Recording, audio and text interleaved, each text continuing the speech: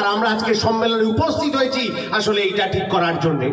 এই যে মাঠে দাঁড়িয়ে সভা হচ্ছে, এই মাঠে দাঁড়িয়ে আগে সভা হয়েছে যেখানে আমাদের বাড়ির মেয়েটা নির্যাতনের বিরুদ্ধে আমরা লড়াই করতে এসেছি।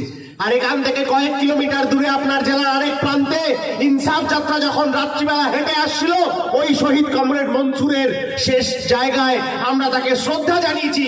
কারণ এই মনসুর বা আমার বাড়ির এই মেয়েটা, ও আমার ভাই হোক বা বোন হোক, এরা এই উত্তর দিনাজপুরের অল্প বয়স্ক ছেলে মেয়ে যারা আসলে নিজের অধিকার রক্ষার লড়াইতে গেছিল, যারা নিজের জন্য বাড়ি গাড়ি করতে চায়নি, যারা একটু দুবেলা দুমুঠো পেটে ভাত, মাথার উপর একটা ছাদ, হাতে একটা স্থায়ী কাজ চেয়েছিল। কি অবস্থা আজকে, কি অবস্থা আজকে চোপড়ার, ডালখোলার, কালিয়াগঞ্জের, রায়গঞ্জের, হাওড়ার ট্রেনগুলো দেখুন, দক্ষিণ ভারতের ট্রেনগুলো দেখুন, জেনারেল কামরাগুলোতে হাজার হাজার লোককে ঠেলে ঠেলে ঢুকিয়ে দক্ষিণ ভারতে, পশ্চিম ভারতে পাঠিয়ে দেওয়া হচ্ছে। তৃণমূল বিজেপির নেতারা সেইটা নিয়ে কোনো কথা না বলে মানুষ ভাগে রাজনীতি করছে। কে সংখ্যাগুরু, কে সংখ্যালঘু, কার কোন ধর্ম, কার কোন জাত, কার কোন খাবার। আজকে রাত্রিবেলা হাওড়া যাওয়ার ট্রেনে করে যে ছেলেটার, যে মেয়েটা বড় বড় বাক্স প্যাটরা নিয়ে চেন্নাইতে, কেরালাতে, তামিলনাড়ুতে, মুম্বাইতে যাওয়ার ট্রেন ধরবে, আপনি তার মধ্যে ধর্ম জাত খুঁজে পাবেন তো?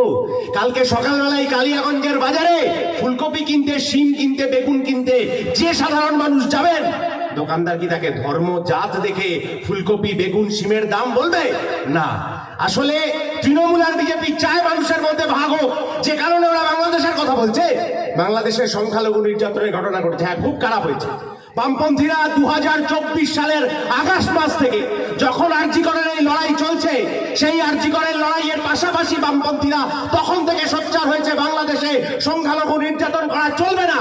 বিজেপি তৃণমূলের কোন নেতাকে আপনি আগস্ট মাসে বলতে শুনেছিলেন বাংলাদেশে ঘটনা ঘটেছে? না। আচ্ছা, বাংলাদেশে সংখ্যালঘু নির্যাতন খুব খারাপ, বামপন্থীরা তার বিরুদ্ধে কথা বলেছে, মিছিল করেছে, প্রতিবাদ জানিয়েছে, বিজেপি তৃণমূলও করছে। আচ্ছা, ভারতবর্ষের মধ্যে সেখানে সংখ্যালঘু নির্যাতন নিয়ে বিজেপি তৃণমূল কিছু বলছে না কেন? নাজিব, একটা জলজান্ত ছেলে গায়েব হয়ে গেল ভারতবর্ষের মানচিত্র থেকে, বেঁচে আছে না মারা গেছে তার পরিবারের লোক জানে না। এই নাজিব তো ভারতবর্ষের একজন সন্তান, আমার আপনার বাড়ির ছেলেটার মতো, তাকে খুঁজে পাওয়া যাচ্ছে না। দেশের সরকার, রাজ্যের সরকার কিছু বলার চেষ্টা করছে? বাংলাদেশে জেলে রয়েছেন যে মানুষ, তার বিরুদ্ধে দেশদ্রোহিতার অভিযোগ চাপানো হয়েছে, খারাপ হয়েছে।